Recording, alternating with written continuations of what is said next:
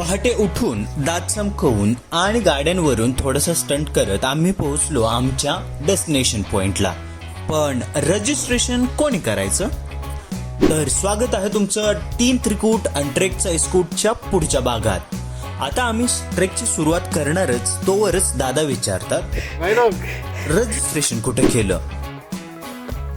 Registration ते काय असतं? तर झालं असं की आमच्या ओव्हर स्मार्ट सौरभने ट्रेक पॉइंटची रील तर पाहिली पण कॅप्शन वाचलेच नाही. मग काय, आम्ही देखील पोहोचलो आणि इकडे आल्यावर समजलं की हे कर्नाटक फॉरेस्ट डिपार्टमेंटच्या अंडर येतो आणि इकडे यायला पहिला रजिस्ट्रेशन मॅन्डेटरी आहे. थोडा जुगाड करून दादांना विनवण्या करून फायनली आम्ही एंट्री मिळवली आणि आता ट्रेक सुरू.